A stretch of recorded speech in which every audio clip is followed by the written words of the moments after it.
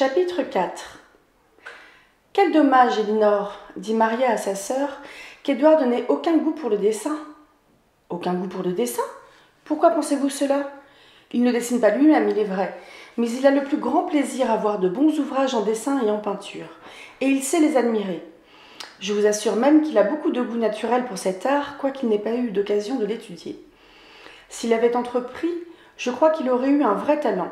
Il se défie de son propre jugement, en cela comme en toute autre chose, et ne se hasarde pas à donner son opinion, mais il a un sentiment intérieur de ce qui est beau, et un goût simple et sûr qui le dirige très bien. Elinor défendit son amie avec plus de vivacité que d'ordinaire, et Maria, craignant de l'avoir offensée, ne dit plus rien contre le goût naturel d'Edward, mais sans en avoir meilleure opinion. Cette froide approbation qu'il donnait sans en avoir lui-même était trop loin de cet enthousiasme, de ces ravissements qui, dans son idée, étaient la marque certaine du goût. Cependant, en souriant en elle-même de l'aveugle présomption d'Elinor, elle lui en sut beaucoup de gré. « J'espère, ma chère Maria, continua Elinor, que vous ne croyez pas vous-même qu'Edward manque de goût ou de sensibilité. Toute votre conduite avec lui est si parfaitement amicale. Et je sais que si vous aviez cette opinion de lui, à peine pourriez-vous prendre sur vous d'être poli. » Maria ne sut que répondre. Elle ne voulait pas blesser les sentiments de sa sœur, et dire ce qu'elle ne pensait pas lui était impossible. Après un instant de silence, elle lui dit « Ne soyez pas offensée, chère Elinor, si mes éloges ne répondent pas exactement à l'idée que vous avez de son mérite. J'ai moins d'occasion que vous de discerner toutes ses qualités, de connaître ses inclinations, ses goûts, de lire dans son cœur et dans son esprit. Mais je vous assure que j'ai la plus haute opinion de sa bonté, de sa raison, de son bon sens, et je pense que personne n'est plus digne que lui d'inspirer une sincère amitié. » En vérité, dit Elinor en souriant, ses plus chers amis doivent être satisfaits de cet éloge, et je ne vois pas ce qu'on pourrait y ajouter. Maria fut contente de ce que sa sœur était aussi vite apaisée. Il est impossible, dit Elinor, lorsqu'on connaît Edward, lorsqu'on l'a entendu parler, de douter un instant de son jugement droit et de sa bonté. Ses excellents principes, son esprit même, sont quelquefois voilés par son excessive timidité, qui le rend trop souvent silencieux. Vous, Maria, vous le connaissez assez pour rendre justice à ses solides vertus, mais ses goûts, ses inclinations, comme vous les appelez, je conviens que vous avez eu moins d'occasion que moi de les distinguer dans les premiers temps de notre malheur. Vous vous êtes consacré entièrement à notre bonne mère. Pendant que vous étiez ensemble, je l'ai vu journellement. J'ai causé avec lui sur plusieurs sujets. J'ai étudié ses sentiments et entendu ses opinions sur différents objets de littérature et de goût, et je puis vous assurer que je ne hasarde point trop en vous disant qu'il a non seulement beaucoup d'instruction, mais un sentiment naturel très vif pour tout ce qui est digne d'admiration. Il a fait d'excellentes lectures avec beaucoup de plaisir et de discernement. Son imagination est vive, ses observations justes et correctes, et son goût délicat et pur. Son extérieur même gagne à être mieux connu. À la première vue, sa figure n'a rien de remarquable, à l'exception cependant de ses yeux qui sont très beaux et de la douceur de sa physionomie. Mais lorsqu'on le connaît mieux, on le juge bien différemment. Je vous assure à présent, il me paraît presque beau, ou je trouve au moins qu'il plaît mieux que s'il était beau. Qu'en dites-vous, Maria ? Je dis que je le trouverai bientôt plus que beau si je ne le fais pas encore.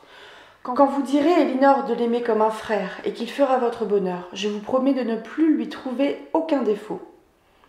Elinor rougit beaucoup à cette déclaration et fut fâchée contre elle-même de s'être trahie en parlant d'Edward avec trop de feu.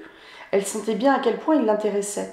Elle était persuadée que cet intérêt était réciproque, mais elle n'en avait cependant pas une conviction assez positive pour que les propos de Maria lui fussent agréables. Elle comprit fort bien les conjectures de sa mère et de sa sœur. Elle savait qu'avec elle, tout leur vœu était de l'espoir, et tout espoir, certitude. Elinor avait à peine de l'espoir, et voulut saisir cette occasion de dire à Maria l'exacte vérité de sa situation. « Je ne prétends point vous nier, lui dit-elle, en se remettant. Quelle haute opinion j'ai de lui. Je l'estime, il m'intéresse, mais... » « Estime, intérêt, interrompit vivement Maria. Insensible, Elinor. Ces expressions sont dictées par un cœur glacé. Répétez ces froides paroles et je vous quitte à l'instant. Elinor ne put s'empêcher de rire. Excusez-moi, dit-elle. Je n'ai pas, je vous assure, la moindre intention de vous chasser en vous parlant avec calme de mes sentiments.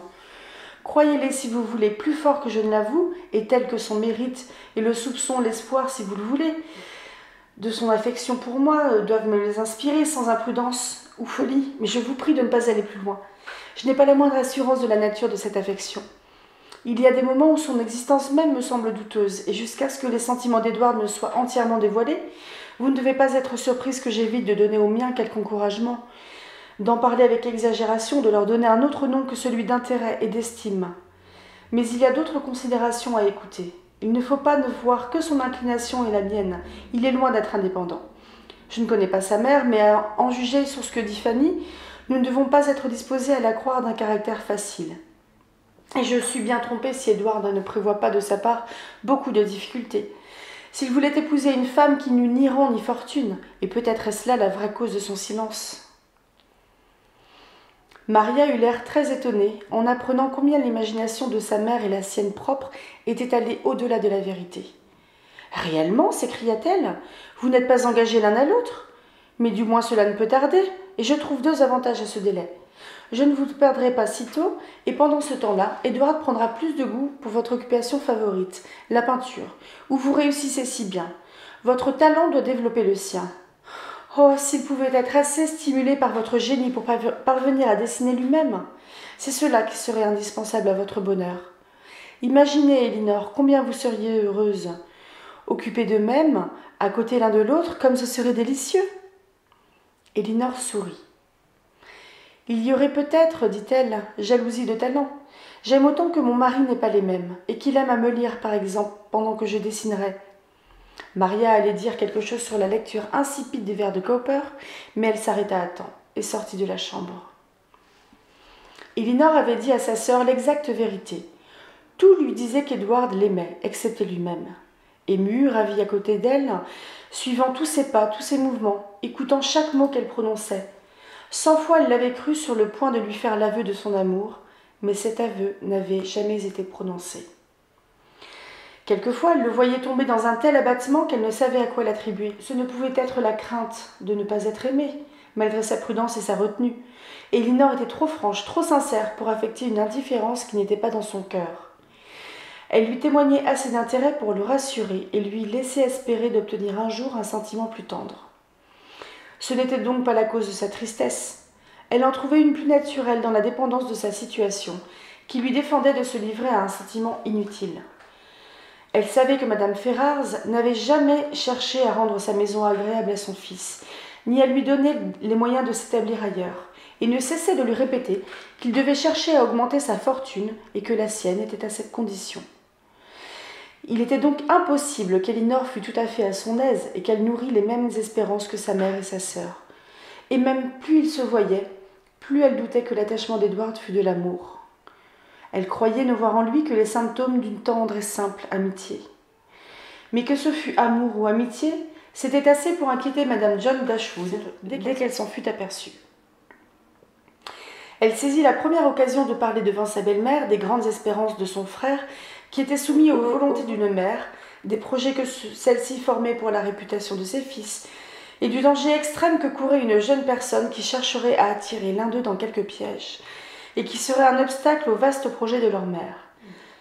Madame Dashwood ne put ni feindre de ne pas l'entendre, ni l'entendre avec calme.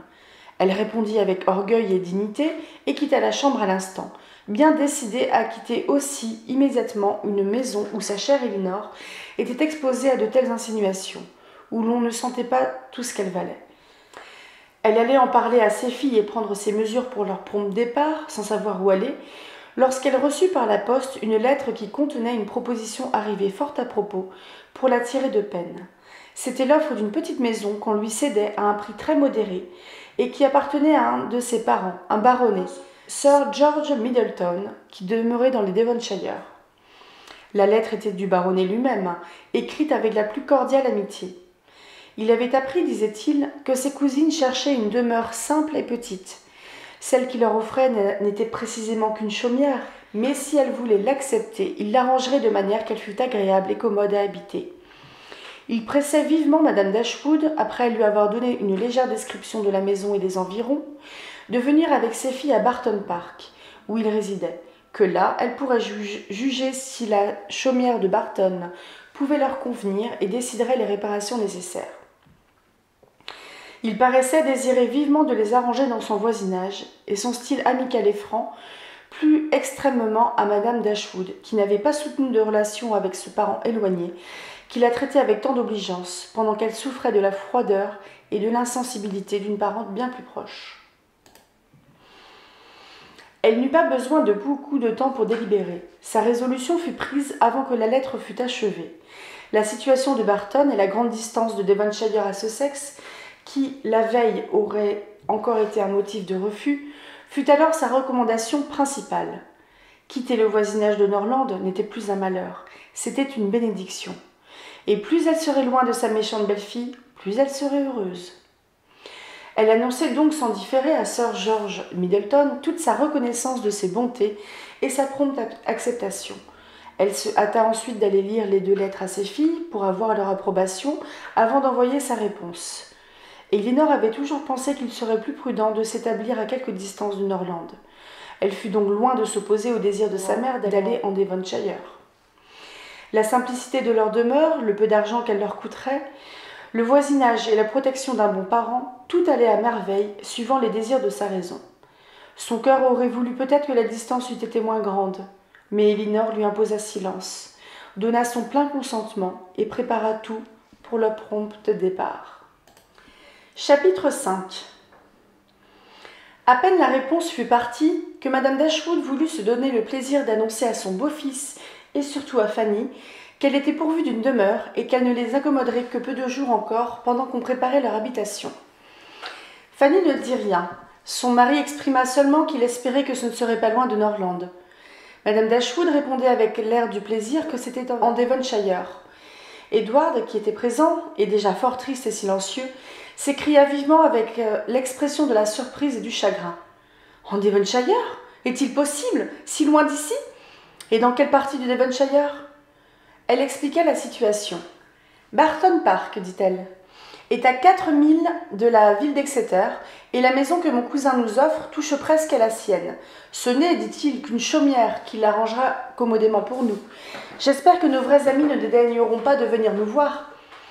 Et quelque petite que soit notre demeure, il y aura toujours place pour ceux qui ne trouveront pas que la course soit trop longue. » Elle conclut en invitant poliment monsieur et madame John Dashwood à la visiter à Barton, et demanda la même chose à Edward d'une manière plus pressante et plus amicale. Malgré son dernier entretien avec madame John Dashwood, qu'il avait décidé à quitter Norland, son espoir du mariage de sa fille aînée avec Edward n'avait pas du tout diminué. Elle croyait que l'amour du jeune homme et le mérite d'Elinor aplaniraient tous les obstacles, et elle était bien aise de montrer à sa belle-fille, en invitant son frère, que tout ce qu'elle avait dit là-dessus n'avait pas eu le moindre effet. Mais elle attendait encore celui de la promesse de John à son père, et le beau présent qu'il destinait sans doute à ses sœurs. Elle attendit en vain. Il fallut se contenter de compliments très polis sur le regret d'être autant séparé d'elle, et sur ce que cette grande distance le privait même du plaisir de leur être utile pour le transport de leurs meubles et de leurs coffres. Tout cela devait aller par eau. Madame John Dashwood eut le chagrin de voir partir pour Barton les porcelaines et la vaisselle qu'elle avait enviée. Cependant, ses belles-sœurs prièrent leur mère de lui laisser le beau déjeuner, qu'elle louait outre mesure et qu'elle accepta comme quelque chose qui lui serait dû. Elle soupira encore à chaque objet de valeur qu'elle voyait empaqueté. Il est bien dur, pensait-elle, que des personnes dont le revenu est si inférieur au mien aient une maison aussi bien fournie que la mienne. Le pianoforte de Maria, qui était de la première force sur cet instrument, était beaucoup meilleur et plus beau que le sien. Elle en fit la remarque avec aigreur, et aurait volontiers accepté un échange qui ne lui fut pas proposé. Il n'y eut que les livres d'études qu'elle vit partir sans regret. Elle en faisait peu d'usage, et son mari avait une belle bibliothèque, où il permit à ses sœurs de prendre quelques ouvrages favoris qui leur manquaient. Ce fut tout ce qu'elles eurent de lui, avec une légère invitation de différer leur départ autant que cela leur conviendrait. « J'ai promis à mon père, dit-il avec quelque embarras, de vous aider dans toutes les occasions, et je veux tenir ma promesse. Ainsi, vous pouvez rester chez moi jusqu'à ce que tout soit prêt à Barton pour vous recevoir. » Alors seulement, madame Dashwood comprit qu'elle n'avait plus rien à en attendre. Il lui offrit encore de lui acheter, très bon marché, les chevaux et le carrosse que son mari lui avait laissés, et qui, dit-il, ne seraient plus à son usage, puisque sans doute elle n'aurait point d'équipage. Madame Dashwood aurait voulu pouvoir lui dire qu'à son âge elle pouvait encore moins s'en passer, et qu'elle voulait l'emmener. Mais la prudente Elinor lui fit sentir qu'un équipage consumerait la moitié au moins de leurs revenus, et ne convenait guère dans une simple petite demeure. Elle céda, ainsi que pour le nombre de leurs domestiques, qui fut fixé à 3 femmes et un valet de chambre, qu'elles choisirent parmi leurs anciens serviteurs, qui tous auraient voulu les suivre. Le laquais et une des femmes furent envoyés avec les effets pour préparer la maison à recevoir leur maîtresse. Comme Lady Middleton était entièrement inconnue à Madame Dashwood, elle préféra d'aller directement s'établir à la Chaumière, plutôt que d'être en visite au château de Barton Park. Il lui tardait à présent d'être chez elle. Elle ne voulait plus avoir d'obligation à personne pour son entretien. Elle se voyait en perspective heureuse, tranquille, n'entendant plus aucun propos désagréable et ne regrettait plus aucune de ses jouissances de luxe. Comment aurait-elle envié quelque chose à son beau-fils? Il ne cessait de se plaindre des dépenses excessives que lui coûtait à présent l'entretien d'une grande maison, d'un nombreux domestiques. Un homme riche, répétait-il, est condamné d'avoir sans cesse sa bourse à la main, et c'est très désagréable. Pauvre John, disait Madame Dashwood, il semble avoir bien plus d'envie d'augmenter son argent que d'en donner. Le jour de leur départ arriva enfin, et quoique bien aise à quelques égards de s'éloigner de Norland, bien des larmes furent versées en le quittant.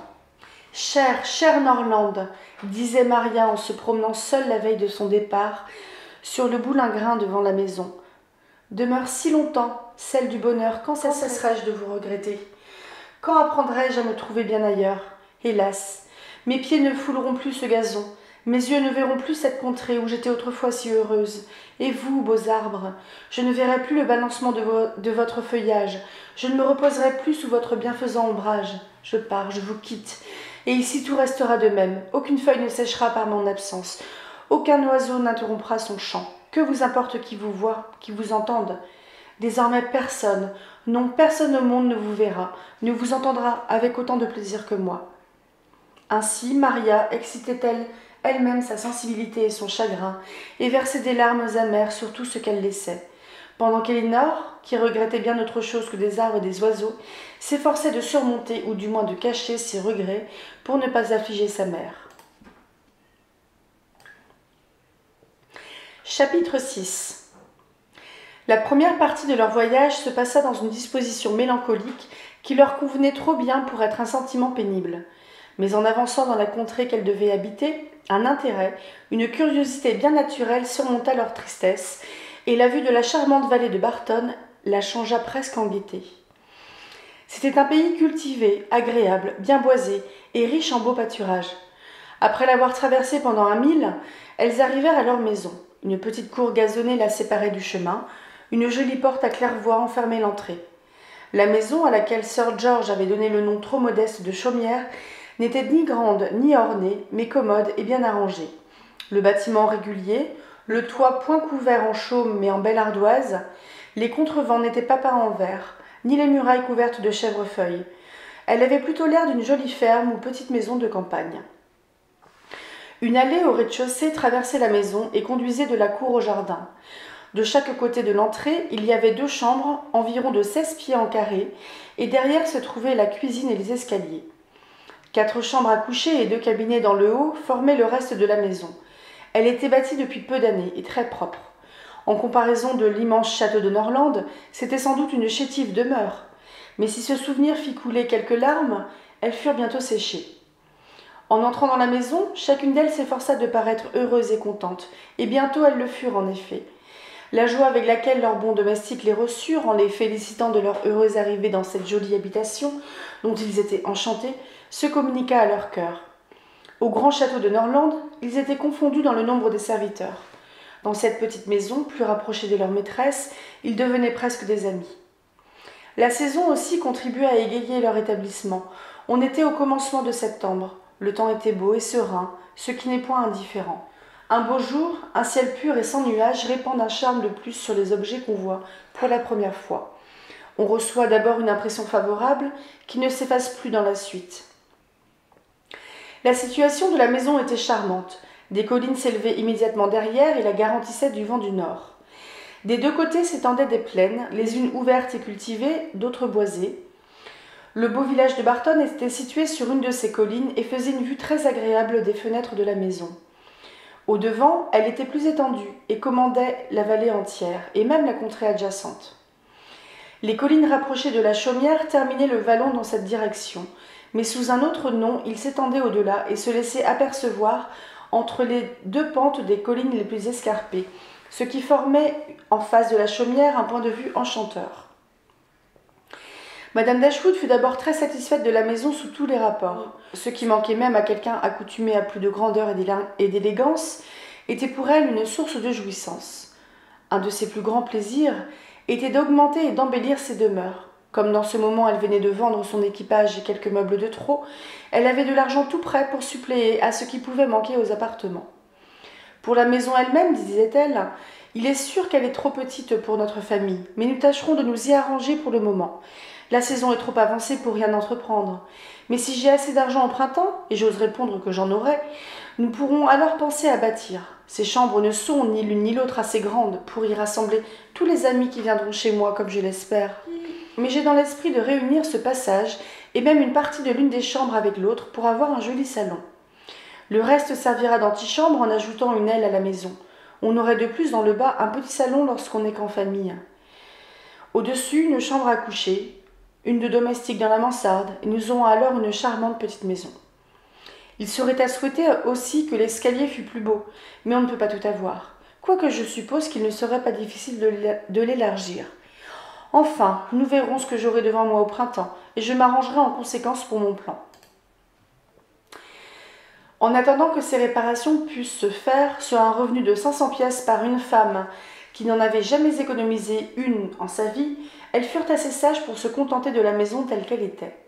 Et Elinor laissa sa mère s'amuser de ses projets, et sans la contredire se promit bien qu'ils ne seraient pas exécutés. Chacune d'elles se mit à s'arranger de son mieux. Leurs livres et leurs jolis meubles furent placés de la manière la plus commode pour en jouir à chaque instant. Le bon piano de Maria dans la chambre de réunion, qui prit le nom de salon, et les beaux dessins d'Elinor en ornèrent les murs recouverts d'un simple papier uni avec une jolie bordure. Elles étaient au milieu de cette occupation lorsqu'elles furent interrompues par la visite du propriétaire, Sir George Middleton, qui venait leur souhaiter la bienvenue et leur offrir tout ce qui pourrait leur être utile dans les premiers moments. Tout ce qu'il y avait dans sa maison et dans ses jardins était à leur service. Il connaissait déjà Madame Dashwood, lui ayant précédemment fait une visite à Stanhill, mais il y avait trop longtemps pour que ses jeunes cousines puissent se rappeler de lui.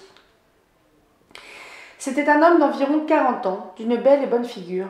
La joie et la santé respiraient sur sa physionomie. Sa manière franche et amicale ressemblait au style de ses lettres. L'arrivée de ses parents paraissait lui causer la plus grande satisfaction, et leur félicité lui donnait une réelle sollicitude. Il exprima avec une extrême cordialité son désir de vivre ensemble en bons voisins, amis et parents, et les pressa si instamment de venir dîner tous les jours chez lui, jusqu'à ce que leur établissement fût formé, que quoiqu'il insistât un peu au-delà de la politesse, elles ne purent en être offensées, ni s'y refuser. Sa bonté n'était pas seulement en paroles, car une heure après les avoir laissées, elles reçurent un panier plein de beaux fruits et de bons légumes, lequel fut suivi, avant la fin du jour, d'un présent de gibier. Il insista aussi pour faire chercher ou envoyer leurs lettres à la poste avec les siennes, et leur faire passer chaque jour les papiers nouvelles. Lady Middleton avait envoyé par son mari un message fort poli.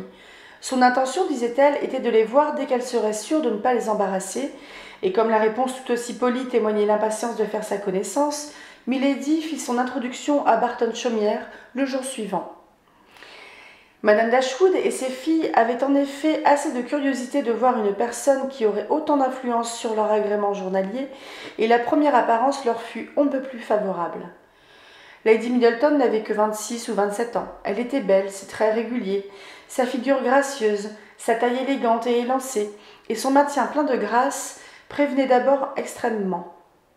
Elle avait toute la mesure et l'élégance dont Sir George était dépourvu, mais on regrettait bientôt qu'elle n'eût pas un peu de sa franchise. Sa visite fut assez longue pour diminuer peu à peu l'admiration que son premier abord avait excitée. Elle était sans doute parfaitement bien élevée, mais froide, réservée, sans aucun mouvement, et sa conversation, en très bons termes et très soignée, était aussi très insipide et n'allait pas au-delà des lieux communs. L'entretien cependant se soutint assez bien, grâce au babil non interrompu de Sir George et aux soins que Lady Middleton avait eu d'amener son fils aîné, un beau petit garçon de 6 ans, qui dans un pareil cas est un sujet inépuisable, lorsqu'on n'en a pas d'autre à traiter. On s'informe de son âge, de son nom, on admire sa beauté, on le trouve grand ou petit pour son âge, on lui fait des questions auxquelles sa mère répond pour lui, pendant que l'enfant penché sur elle chiffonne sa robe, baisse sa tête et ne dit mot, à la grande surprise de sa maman, qui s'étonne de sa timidité en compagnie et raconte comme il est bruyant à la maison, et toutes ses gentillesses. Dans les visites de cérémonie, un enfant devrait être de la partie, comme une provision de discours. Dans celle-ci, 10 minutes au moins furent employées à déterminer si le petit ressemblait à son père ou à sa mère, en quoi il leur ressemblait. Chacun était d'un avis différent, ce qui anima encore l'entretien. Elles eurent bientôt l'occasion de discuter sur les autres enfants. Milady en avait 4, et Sir George ne voulut pas partir sans avoir leur promesse positive de dîner au parc le lendemain. Chapitre 7.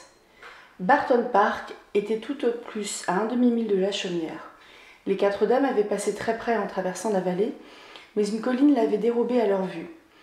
Le bâtiment était grand et beau, et tel que doit l'être la demeure d'un riche gentilhomme qui fait un bel usage de sa fortune, et qui reçoit chez lui avec hospitalité et avec élégance.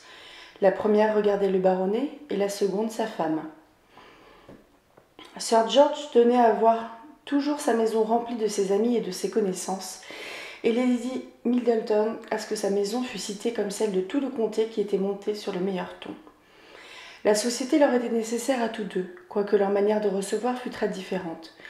Ils avaient cependant un grand rapport dans le manque total de talent et de moyens pour employer leur temps dans la retraite. Sir George n'était qu'un bon vivant et un habile chasseur, et sa femme une belle dame et une mère faible, sans autre occupation que d'arranger avec élégance ses chambres et sa personne, et de gâter ses enfants d'un bout de l'année à l'autre. Les plaisirs de Sir George étaient plus variés. Tantôt il chassait le renard, tantôt il tuait du gibier pour sa table et celle de ses amis, tantôt il recevait du monde chez lui, tantôt il allait en chercher ailleurs. Jamais il n'était seul en famille, et ce mouvement continuel du grand monde avait l'avantage d'entretenir la bonne humeur du mari, de développer les talents de la femme pour une bonne tenue de maison, et de cacher leur ignorance et le rétrécissement de leurs idées. Lady Middleton était contente au possible lorsqu'on vantait l'ordonnance de sa table, la recherche de ses meubles et la jolie figure de ses enfants. Elle ne demandait pas d'autre jouissance. Il fallait de plus à Sir George que la compagnie qu'il rassemblait s'amusât beaucoup, ou du moins en eût l'air. Plus son salon était rempli de jeunes gens bien gais, plus on y faisait du bruit, plus il était content. C'était une bénédiction pour toute la jeunesse du voisinage, à laquelle il ne cessait de donner et de procurer des plaisirs. Pendant l'été, il arrangeait continuellement de charmantes parties de campagne, des haltes de chasse dans ses bois, des promenades nombreuses à cheval, en phaéton, et dès que l'hiver arrivait, les bals étaient assez fréquents chez lui pour satisfaire les danseurs les plus intrépides, à la tête desquels il était encore avec l'ardeur et la gaieté de 20 ans. L'arrivée d'une nouvelle famille dans les environs lui causait toujours une grande joie. S'il y avait surtout des jeunes gens en âge d'augmenter le nombre de ses convives, en sorte qu'il fut enchanté sous tous les rapports des nouveaux habitants de sa jolie chaumière. 3 charmantes jeunes filles, simples, naturelles, n'ayant aucune prétention, aucune affectation. Une mère bonne, indulgente, qui n'avait pas de plus grand plaisir que ceux de ses enfants. C'était vraiment une acquisition précieuse. Elles avaient encore pour lui un mérite de plus, celui d'avoir été malheureuses par le changement subit de leur situation. Son bon cœur trouvait une satisfaction réelle en établissant ses cousines près de lui et en leur rendant la vie assez douce pour qu'elles n'eussent aucun regret de leur opulence passée. Elles auront, pensait-il, une aussi bonne table et plus d'amusement qu'elles n'en avaient dans leur grand château pendant la vie de leur oncle, et sans doute elles trouveront qu'un joyeux cousin vaut encore mieux. Dès qu'il les vit de sa fenêtre arriver à Barton Park, il courut au-devant d'elles pour les introduire dans sa demeure, où il les reçut avec sa bonhomie et sa gaieté ordinaire, en leur disant qu'il espérait qu'elles y viendraient presque tous les jours.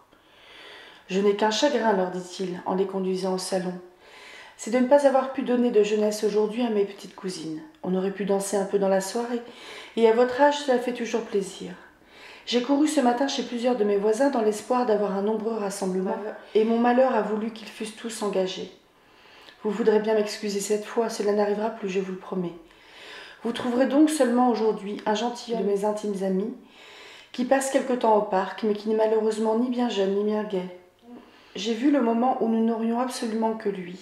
Heureusement, Madame Jennings, la mère de ma femme, est arrivée il y a 1 heure pour passer quelque temps avec nous. Et celle-là est aussi gaie, aussi animée, aussi agréable que si elle n'avait que 18 ans. Ainsi, j'espère que mes jeunes cousines ne s'ennuieront pas trop. Madame Dashwood trouvera là une bonne maman avec qui elle pourra s'entretenir, et demain tout ira mieux, et nous serons plus nombreux. Elles l'assurèrent toutes les trois qu'elles étaient enchantées qu'il n'y eût pas plus de monde, et qu'elles n'en désiraient pas davantage. Madame Jennings, la mère de Lady Middleton, était une femme entre 2 âges, avec assez d'embonpoint, aussi gaie que son gendre, parlant beaucoup, ayant l'air si contente, si heureuse, si amicale, qu'on était d'abord avec elle aussi à son aise qu'avec une ancienne connaissance. Sa manière était un peu commune et contrastait plaisamment avec celle de sa fille. Elle se mit d'abord sur le ton de la plaisanterie avec les jeunes Dashwood. Elle leur parla d'amour, de mariage, leur demanda si elles avaient laissé leur cœur à Sussex et prétendait les avoir vus rougir. Maria souffrait pour sa sœur et la regardait de manière à l'embarrasser beaucoup plus que les railleries de Madame Jennings. Le colonel Brandon, l'ami de Sir George, ne lui ressemblait pas plus que Lady Middleton ne ressemblait à sa mère. Il était grave et silencieux. Sa figure n'avait rien de déplaisant, malgré l'opinion de Maria, qui lui trouvait, disait-elle, toute la mine d'un vieux célibataire. Il n'avait cependant que 35 ans, mais c'est être vieux en effet pour une fille de 18 ans. D'ailleurs, le soleil de l'Inde, où il avait séjourné longtemps et fait la guerre, avait bruni son teint, ce qui, avec sa gravité, lui donnait l'air plus âgé. Mais sans être beau, sa physionomie avait quelque chose de sensible qui le rendait intéressant, et toute sa manière avait de la noblesse. Il plut beaucoup à Elinor, quoiqu'il fît peu attention à elle, et qu'il regarda souvent Maria, dont la figure était en effet plus frappante. Il parla fort peu, mais son silence même et sa gravité étaient plus agréables aux dames Dashwood que les plaisanteries un peu trop familières de Madame Jennings, la voix un peu trop bruyante de son gendre, et la froide insipidité de Lady Middleton, qui n'était occupée que du service de sa table. Ses idées prirent un instant un autre cours par l'entrée bruyante de ses 4 enfants, qui se jetèrent tous à la fois sur elle, déchirèrent sa robe, se disputèrent, pleurèrent, firent un tapage affreux et occupèrent à eux seuls la compagnie pendant le temps qu'ils en firent partie. À défaut d'autres amusements, leur père joua avec eux, et l'on eut un peu de repos que lorsque l'heure de leur coucher arriva. Dans la soirée, on découvrit que Maria était musicienne et on la pria de se mettre au piano. L'instrument fut ouvert et chacun l'entoura en préparant d'avance ses éloges. On la pria de chanter, ce qu'elle fit très bien, et à la requête de Sir George, elle chanta à livre ouvert un épithalame dont on avait composé la musique et les paroles pour son mariage, et qui depuis lors était resté dans la même position sur le piano. Lady Middleton raconta que le jour de ses noces, elle avait donné un beau concert très bien exécuté. Sa mère ajouta qu'elle avait beaucoup de talent, et que c'était grand dommage qu'elle le négligeait. Lady Middleton répondit d'un ton glacé, qu'elle aimait la musique avec passion, mais qu'une maîtresse de maison, une mère de famille, n'avait plus un seul moment à y donner. Le jeu de Maria fut extrêmement applaudi, mais Sir George exprimait son admiration si haut et frappait si fort des mains, même pendant le chant, qu'à peine on pouvait l'entendre. Lady Middleton lui imposait silence, s'étonnait qu'on pût dire un mot quand on entendait une musique aussi délicieuse, qui captivait toute son attention et demandait ensuite à Maria un air qu'elle venait de finir, sans que Lady Middleton l'eût remarqué. Madame Jennings, aussi, fut très vive dans ses applaudissements, mais on voyait que sans y entendre du tout, elle s'était vraiment amusée et contente, et qu'elle voulait encourager la jeune musicienne. Le colonel Brandon seul fit peu d'éloges, mais il avait l'air ému et touché. Maria le remarqua au son de sa voix, lorsqu'il lui fit un léger compliment, et il lui en sut plus de gré que s'il avait exprimé, comme les autres, un ravissement exagéré et sans goût ni connaissance de l'art. Elle vit qu'il aimait réellement la musique pour la musique elle-même, et s'il n'y mettait pas l'enthousiasme qui pouvait répondre au sien, elle n'en accusa que son âge. Il sent encore, disait-elle à sa sœur, le charme d'une bonne musique, mais il n'en est plus transporté comme on l'est dans la jeunesse. Et c'est tout simple, on se calme avec les années, et moi-même, si j'arrive une fois à 35 ans, je deviendrai peut-être plus raisonnable. Mais il y a encore bien du temps jusqu'à ce que j'aie atteint l'âge et la froideur du bon colonel Brandon. Chapitre 8. Madame Jennings était veuve d'un homme qui avait fait une grande fortune dans le commerce. Elle en avait eu un ample douaire et 2 filles riches et jolies qui furent bientôt mariées. Elle venait de marier la cadette depuis quelques mois et n'avait plus rien à faire que de marier le reste du monde, car selon elle, il n'y avait de bonheur sur la terre que dans un bon mariage. D'après cette opinion et la bonté de son cœur, elle n'était occupée qu'à projeter des noces entre les jeunes gens de sa connaissance. Elle imitait un zèle et une activité extrême et faisait tout ce qui dépendait d'elle pour amener, disait-elle, les choses à bien. Elle avait une habileté remarquable pour découvrir les attachements réciproques, même avant ceux qui devaient les éprouver. Elle avait plus d'une fois pris la rougeur de la vanité pour celle de l'amour, en disant à l'oreille d'une jeune personne que monsieur un tel avait une ardente passion pour elle, qu'elle en était sûre, etc., etc. Le jour même de son arrivée, en suivant les regards du colonel Brandon et en l'examinant pendant que Maria chantait, elle eut le prompt discernement de découvrir qu'il en était passionnément amoureux. Le second jour la confirma dans cette idée. Il ne lui parlait point et la regardait souvent, signe certain d'amour. Il ne louait pas son chant, mais il écoutait avec attention, signe d'amour. Une fois, elle avait entendu un soupir étouffé, elle en était sûre, et alors, il n'y eut plus le moindre doute. Ce sera, dit-elle, un charmant mariage des 2 côtés, car il est riche et elle est belle. Depuis que Madame Jennings avait appris à connaître le colonel chez son gendre, elle avait un vif désir de le marier, et dès qu'elle voyait une jeune fille, elle avait envie de lui procurer un bon mari. Elle trouvait ici une double jouissance, pour elle-même, dans le plaisir de railler le colonel quand il était au parc, et Maria, quand elle allait à la chaumière. Le colonel répondait peu de choses. Peut-être était-il flatté, peut-être indifférent. Mais Maria ne comprit pas d'abord ce que Madame Jennings voulait dire, et quand enfin cette dernière se fut expliquée plus clairement, elle ne savait si elle devait rire de cette absurdité ou se mettre en colère, de ce qui lui paraissait une impertinence, non pas pour elle. Il lui était assez égal d'avoir fait ou non la conquête du vieux colonel.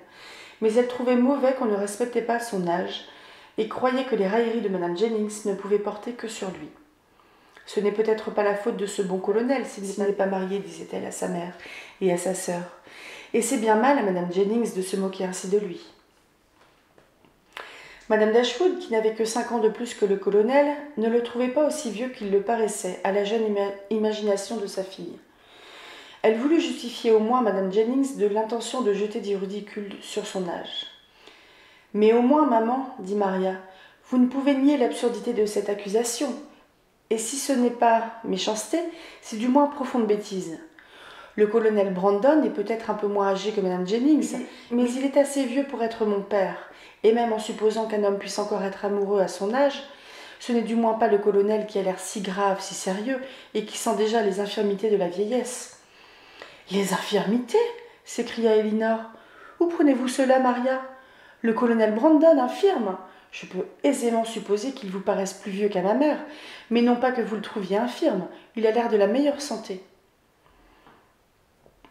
Ne l'avez-vous pas entendu se plaindre hier de rhumatisme? N'est-ce pas la maladie la plus commune aux vieillards? N'a-t-il pas dit qu'il voulait mettre une veste de flanelle? Et la flanelle ne vous présente-t-elle pas l'idée de la vieillesse et de tous les maux qui en sont la suite? Pour moi, je le vois d'abord avec la veste de flanelle, la crampe, la goutte, les douleurs, le rhumatisme et tout ce qui s'ensuit. S'il s'était plaint d'un violent accès de fièvre, Maria, vous auriez trouvé au contraire que cela lui aurait ôté bien des années. Convenez qu'il y a quelque chose de très intéressant dans un accès de fièvre. Ses yeux brillants, ses joues colorées, ce mouvement accéléré du pouls vous plairait beaucoup plus qu'un léger rhumatisme à l'épaule dont le colonel se plaignait hier par un jour froid et humide. Maria sourit d'abord de ce badinage, puis tomba dans la rêverie. Un instant après, elle demanda à sa sœur un livre que celle-ci avait dans sa chambre. Elinor sortit pour aller le chercher, et dès qu'elle fut dehors, Maria s'approcha vivement de sa mère. « J'ai pris ce prétexte de renvoyer Elinor, lui dit-elle, pour vous parler d'une crainte qui m'a saisie tout à coup quand elle a parlé de fièvre. Je suis sûre qu'Edward Ferrars est très malade. Ne le pensez-vous pas aussi ? Voici 15 jours que nous sommes ici, et il n'y a pas encore paru. Rien autre chose qu'une maladie sérieuse ne peut expliquer ce retard. Qu'est-ce qui pourrait le retenir à Norland quand Elinor est ici? Je ne comprends pas qu'elle ne soit pas aussi malade d'inquiétude. Aviez-vous donc Quelque idée qu'il dut venir aussitôt, répondit Madame Dashwood. Je ne le croyais pas, bien au contraire.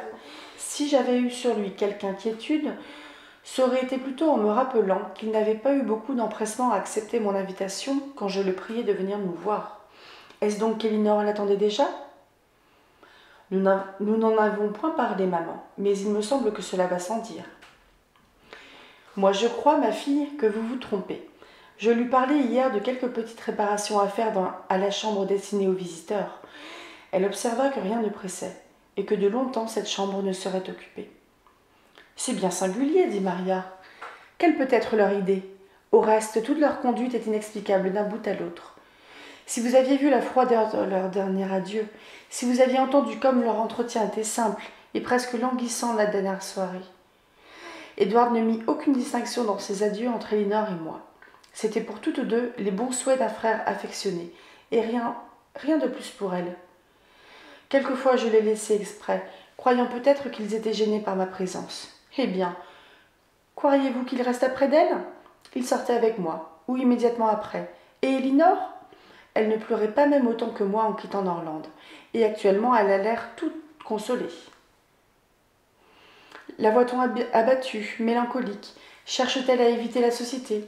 Paraît-elle seulement distraite ou rêveuse ? Non, maman, je ne sais plus qu'en penser. Elle déroute toutes mes notions sur l'amour.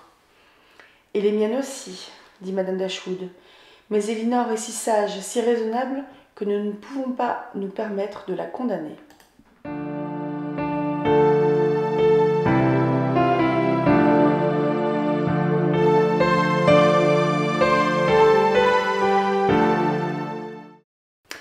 Rebonjour. Ceci est un petit point d'étape au niveau du bloc lecture sur raison et sentiment. Donc là, je suis arrivée au chapitre 8 que j'ai lu. Donc j'ai lu le 4, le 5, le 6, le 7 et le 8.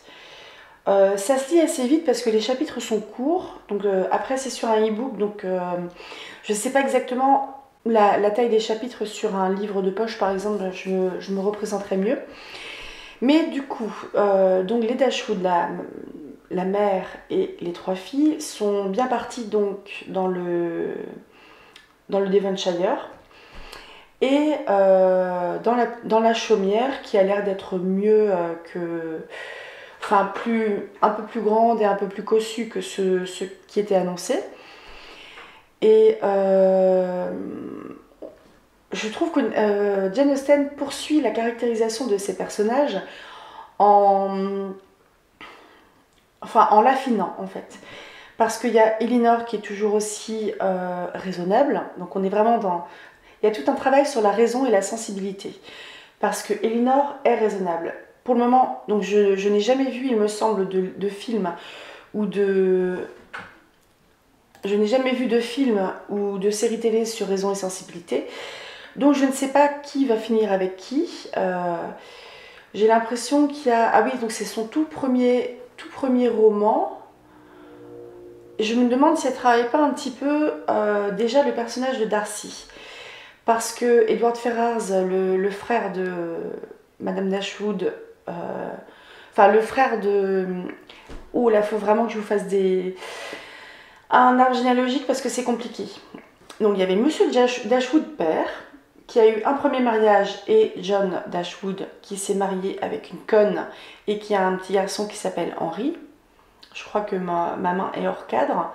Et ensuite, quand cette dame-là est morte, il s'est marié avec la Madame Dashwood qu'on connaît là, avec qui il a 3 filles. J'ai l'impression que Elinor doit avoir 19 ans, un truc comme ça, mariée à 18 ans. Et il me semble bien qu'il y a une 3e qui a été mentionnée, je ne suis pas sûre qu'elle ait été nommée. Et elle a l'air d'être plus jeune, genre 10-12 ans, un truc comme ça. On poursuit, oui, du coup, ce que je disais, je revenais sur Darcy, le personnage de Darcy de Orgueil et Préjugés. J'ai l'impression que Jane Austen travaille déjà ce type de personnage un petit peu froid avec le personnage d'Edward Ferrars, qui est le frère de Madame Dashwood, la femme de John, donc le premier lit, qui est la conne, là-bas. Et j'ai l'impression qu'en arrivant donc, dans le Devonshire, elles sont pas si bien accueillies que ça.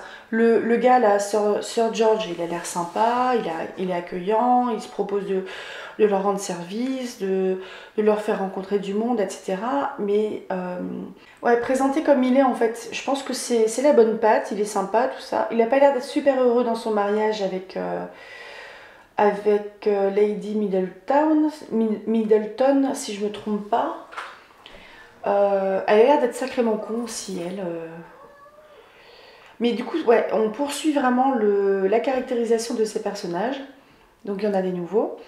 Mais Maria, donc la deuxième fille de Madame Dashwood du deuxième lit, et Madame Dashwood, donc la deuxième maman, elles sont vraiment dans l'expression de leurs sentiments, l'auto-entretien d'un certain auto-apitoiement par rapport à...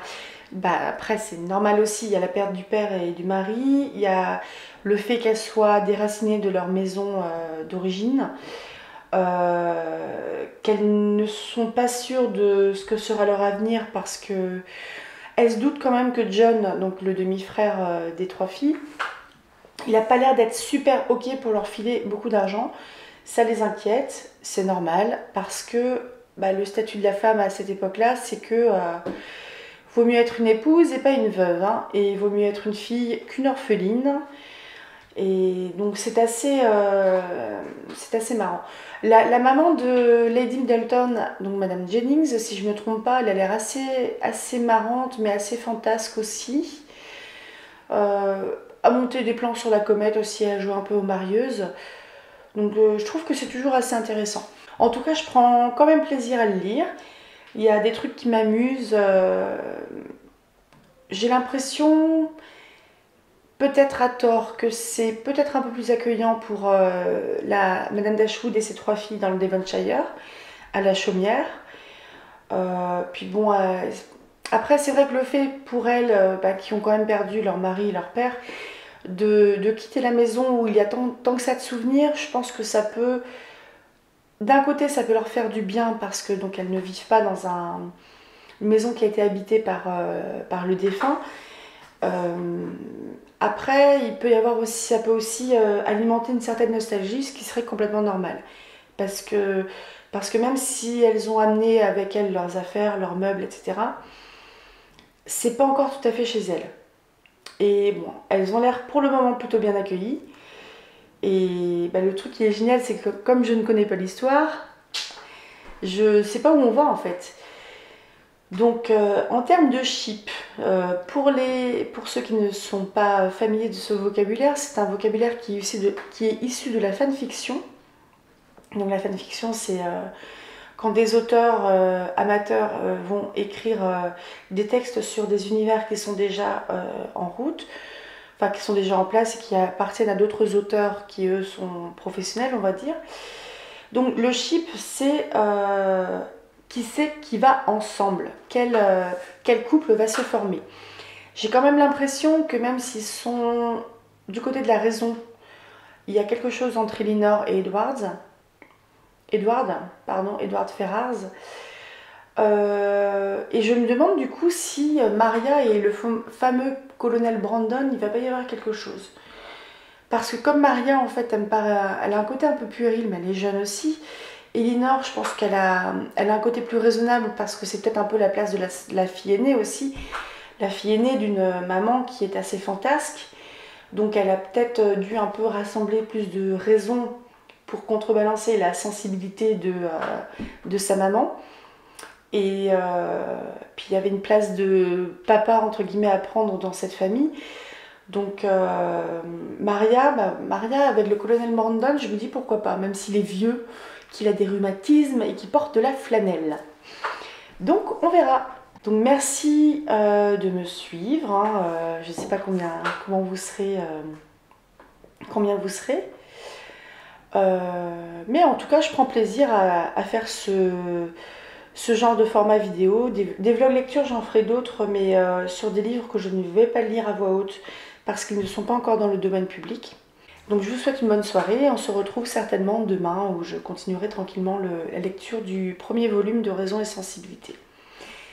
Bonne soirée ou bonne nuit, c'est selon. Moi, je suis déjà en pyjama. Allez, tchuss.